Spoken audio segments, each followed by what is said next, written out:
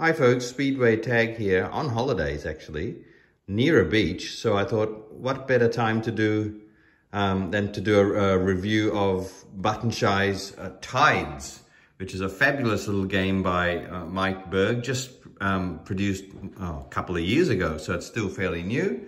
Hopefully it's in stock on Button Shy's website, but straight up I would recommend you getting this if you like a very relaxing two-player game. I think this one is, yeah, it's a very relaxing two-player game which will it's one of those games where you don't have to think too much, but there's enough thinking in it to keep you interested, keep you competitive, but most of all it's extremely relaxing and a joy to actually just play through and just follow the game where it goes. I am going to be showing you the Tides little expansion which I got as well, called Fun in the Sun, with 3 new cards. But if you're not familiar with Tides, let me just quickly go over what this game is about. The theme is that you walk on the beach at low tide. So the game happens in 2 phases, low tide and high tide. In low tide, you're walking along the beach, collecting those things that are on the beach, okay? So there's driftwood and little amulets and bits of crystal, I guess, or yeah, some sort of gemstone, as I said, driftwood. And then there's very rare shark teeth, shells as well. And those are the different things that you can collect during low tide. You'll see how many of each thing actually exists with the cards. There's just 18 cards in this little wallet right there. So how compact these games are, they're fantastic. The teeth are the most rare, and then the stones are the most common, and then that's the how many there is of I can't think of the word, how many there is of each item on the beach covered by the cards. Okay, so the way you play the game is everybody starts with a card. You actually take 2 of those and you discard one. So you will each of you will start with 1 card. Flip to the other side. Okay. So this is the idea that the cards work both ways, and they function differently depending on what side is flipped up. So your hand limit is 6, and the way a turn goes is what you're trying to do is you're trying to collect items from the beach in low tide to fulfill the scoring conditions in high tide and low tide as well. But you'll see how this works. So already you start with a scoring condition, which is making earrings out of things you collect on the beach. And so this each card underneath it on the other side is a scoring condition. Okay, and this particular scoring condition is making earrings. So this is the idea. You collect the items during the day, or during low tide, and then you during high tide you actually make them into these little trinkets to sell and get points, and that's how you win the game. First person to 50 actually wins. All right, so this the way a high tide scoring condition card is laid out is that if you hand in cards with 2 shells during high tide, you'll get 6 points. Hand in cards with 4 shells during high tide, you get 10 points, and so on. If you hand them in during the low tide phase, on this card with these little crystals, you'll get 3, and 4 of those you'll get 6, and so on. Okay, so the scoring conditions are different based on whether you hand them in, what tide phase you hand them in. Okay, so that's very interesting. On the bottom of the high tide side, it also tells you what actually items are on the flip side, and that's very important when you're planning.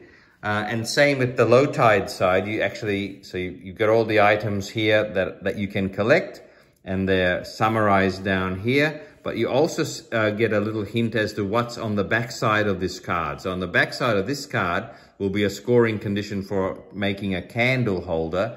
And it even tells you the kinds of items that you will need to fulfill that scoring condition, which is information that you will need as you get a little bit more into the strategy in this game. So let's, that's a little bit convoluted. It'll probably make more sense to you the way if we get through a turn.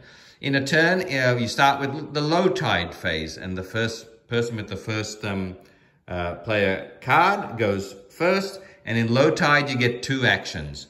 And you can mix and match your actions any way you want. But the actions you can take are take a card, score a set, or pass. So I'm going to take a card.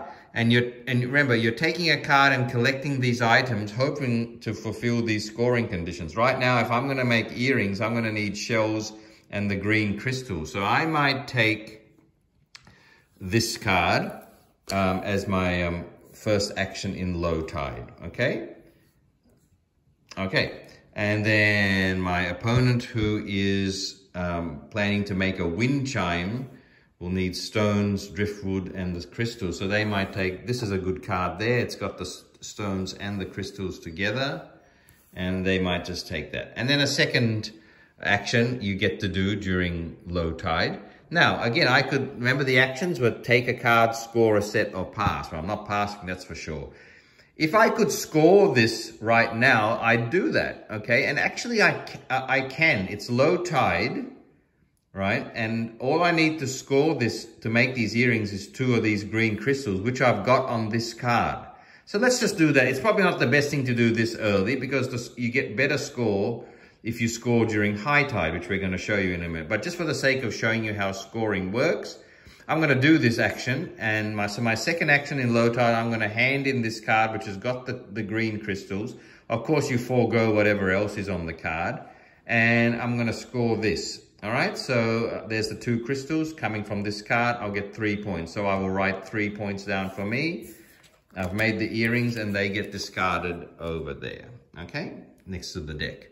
All right, now this person has another turn to go, another action to perform. If they are able to score, they might, but they can't at the moment because they haven't got what they need. So they might take another card, and okay, they might need another one, some more stones, I think. Yeah, they probably need some more stones. There's a shark's tooth there, which is very interesting. They're rare, and the scoring conditions for them are very good. Okay, you get a lot of points because they're rare. Now, this is where the information at the top of the low tide cards come in handy, because they tell you what's on the back of these cards. When we finish low tide, we're going to flip these cards over and add another 2 or another 3 to make 5 cards here, right? So this person knows if they take this shark's tooth now, and in high tide this card flips over because no one's taken it, it's telling you that the scoring condition on the back of this card wants shark's teeth,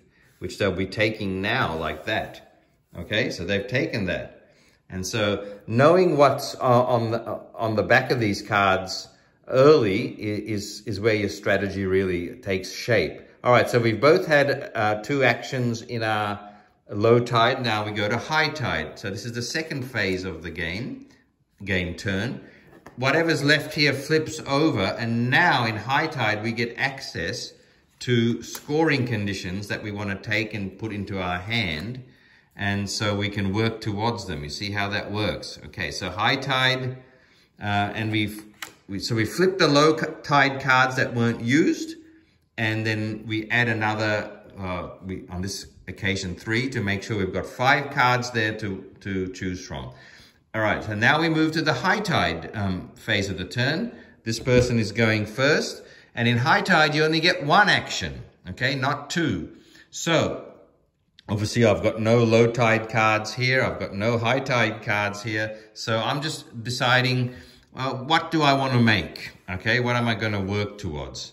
I might look across at my opponent who has got shark's teeth and is probably going to take one of these shark's teeth scoring conditions, because as you can see, it's big points. Just 1 tooth will get you 10 points if you score it in high tide. 1 tooth will get you 7 points if you score it in low tide, if you make a necklace. They're going to want some of this. Maybe I'll hope to get a tooth, or even the amulets are pretty good too. So I'm going to take this necklace as my high tide action, and they are going to take this shadow box as their high tide action, okay? Remember, you could have scored also during, you know what? No, they're not going to take this. They're going to score during high tide, okay? Because they've got enough stones to meet the wind chimes requirement in high tide. And that's going to get them 19 points. Wow, that's... Oh, no, actually, they've got to get all 3 of these things to score the 19. That's no good, is it? So, no, they will take the shadow box as their high tide action. And you can discard cards whenever you want. If you ever feel like, oh, you know what, I'm not going to be able to make that scoring objective. I'm never going to make this wind chime because it wants too much based on my plan. So they might actually discard this. Because remember, you can only have 6 cards in your hand. All right, we've had our high tide phase where everybody's had a turn. And then we move to low tide again. And so this card flipped, these cards flip again to low tide. And again, if you paid attention at the bottom, you knew what was going to be on offer to you and you can plan accordingly. I love that about this game, and I learned that late as I was playing it solo quite a bit, which is very good solo as well. I learned to start looking at the information that each card is telling you about what's on its flip side. We go to low tide, this person takes the first player, and we go again. I'll just play one more turn here. So this person, this is what they're trying to make. They're trying to make this shadow box.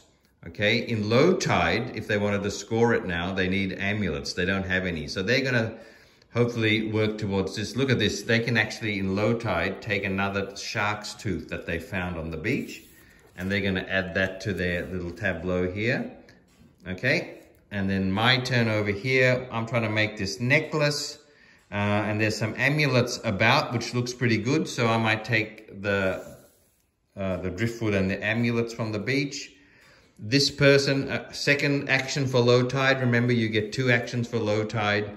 Do they want to score anything yet? No, so they'll take another tooth. Oh boy, I've given them too many teeth. All right, and for me, again, do I want to score at low tide as my second action or pass? No, I want to take another one of these. So I'm going to take another amulet that I found on the beach. So you just keep taking like this, preparing to score. Now, that's the end of the low tide. So remember, high tide comes along and you flip these up. Whatever's still there, you flip it, and then you add cards to make sure that there's 5 at the end. All right, so now, okay, here we go. All right, making a glass jar, a beach wreath, a driftwood sculpture, a driftwood plant, or a wrapped stone. Love the little artwork here that they do at the corner of each one of these creations. I think that's a really nice touch. I haven't seen that anywhere in any of the games I have. I think that's very well done. I love the way that they create the high tide and the low tide with the water graphic behind there. And I just love the way they've done the beach, how it all maps together like that. I think it's well done on the artwork on this game. All right, we go to high tide. I've only got 1 action here. Do I want to take another scoring condition, or do I want to score? I want to score because handing in these 2 amulets will make me this necklace in high tide for 10 points. So I think I got 7 last time, did I? Or 4 or something. So anyway, so I get another 10 points by handing that in. I've made the necklace.